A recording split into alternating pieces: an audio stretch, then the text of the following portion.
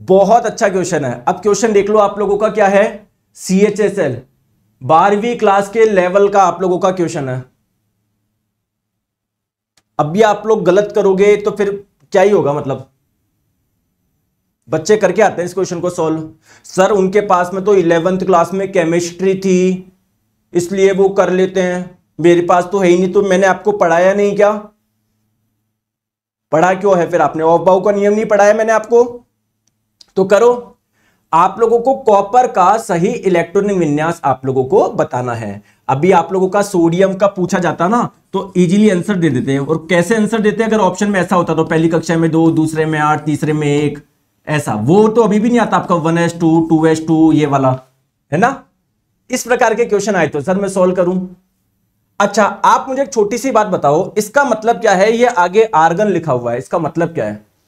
यहां पर क्रिप्टॉन लिखा हुआ है, इसका मतलब क्या है? तो ये ऑप्शन नंबर सी का मतलब क्या है कि कॉपर का इलेक्ट्रॉनिक विन्यास क्या होगा?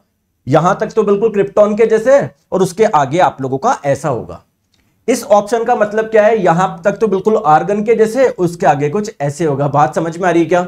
अच्छा आप मुझे बताएंगे कॉपर का एटॉमिक नंबर क्या होता है? बताओ कॉपर का एटॉमिक नंबर क्या होता है, बताइए। सिमिलरली मुझे क्रिप्टॉन का भी बताइए और मुझे आप लोग आर्गन का भी बताइए। आर्गन का मत बताओ, आर्गन का तो मेरे को आता है 18 होता है। कॉपर का आप मुझे बताइए एटॉमिक नंबर क्या होता है, जल्दी से कमेंट करके। और साथ में आप लोग मुझे क्रिप्टॉन का भी बताइए एटॉमिक नंबर क्या होता है, बताओ बताओ। बहुत बढ़िया, कुणाल जी ने आंसर दिया है, एक वासिफ जी है उन्होंने आंसर दिया है कि सर कॉपर का 29 होता है, क्रिप्टॉन का कितना होता है? 36 होता है। बहुत बढ़िया। तो एक चीज मुझे बताओ, कॉपर का अगर 29 है तो इसमें टोटल इलेक्ट्रॉन होंगे 29। क्रिप्टॉन का अगर 36 है तो क्रिप्टॉन में टोटल इलेक्ट्रॉन है 36। तो अगर आप लोग ऑप्शन नंबर बी और सी चुनते हो, इसका मतलब बताऊं क्या है कि 36 इलेक्ट्रॉन तो बिल्कुल क्रिप्टॉन के जैसे सेट करो, बाकी के जो इलेक्ट्रॉन है उसको ऐसे सेट करो। अरे यार इसमें टोटल इलेक्ट्रॉन ही 29 है कॉपर में। आप लोगों का ऑप्शन नंबर बी और सी हो सकता है क्या? नहीं हो सकता। चलिए अब बचे दो ऑप्शन, ऑप्शन नंबर ए और option number D. Option number A बोल रहा है कि यार 18 जो इलेक्ट्रॉन्स है वो तो आर्गन के जैसे सेट कर दो, 18 इलेक्ट्रॉन है वो तो आर्गन की तरह सेट कर दो। बचे कितने?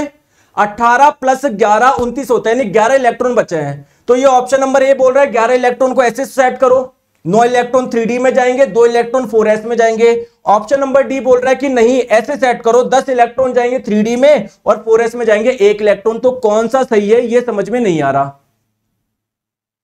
दोस्तों मैंने आपको क्या बताया था ऑफ बाउ के नियम में कि इलेक्ट्रॉन सबसे पहले उस कक्षक में जाएगा जिसकी एनर्जी कम होगी। जैसे मान लो अगर मैं बोलूं 2s में पहले जाएगा या 3s में या 3p में या 4s में 4p में, कैसे पता पड़ेगा? जिसकी एनर्जी कम होगी उसमें पहले जाएगा। एनर्जी का पता लगाने के लिए हमारे पास में क्या है? n+l नियम है। ये n क्या होता है आपका? प्रिंसिपल क्वांटम संख्या, मुख्य क्वांटम संख्या जो आपको कोश के बारे में बताती है। और ये होता है आपका एजीमुथल क्वांटम नंबर, मुख्य एजीमुथल क्वांटम संख्या जो आपको उपकोश के बारे में बताती है। अगर एस उपकोश है इसका मतलब एल का मान 0, पी उपकोश है इसका मतलब एल का मान 1, डी उपकोश है एल का मान 2 और एफ उपकोश है एल का मान 3। क्लियर है क्या? तो यहां पर देखो 3D में एन का मान हो गया 3, एल का मान कितना होगा 2, 4s में क्या होगा? n का मान 4 होगा, l का मान क्या होगा? s उपकोश है यानी 0। तो 3 + 2 5, 4 + 0 4। तो पहले इलेक्ट्रॉन किस में जाएंगे? 4s में जाएंगे, 4s में जाएंगे। तो पहले 4s को भरो। अब आप लोग बोलोगे सर इन दोनों में तो पहले 3D को लिखा हुआ है। नहीं, 4s में जाने से मतलब है पहले 4s को पूरी तरीके से भरो। s में 2 इलेक्ट्रॉन आ सकते हैं तो 2 को पहले पूरा करो फिर जाके उसमें जाओ। तो ऑप्शन नंबर ए आपका करेक्ट आंसर आ जाएगा। क्लियर है? ये डी कर रहे हो मतलब पता नहीं क्या करते रहते हो आप लोग, समझ ही नहीं आता। चलो आगे।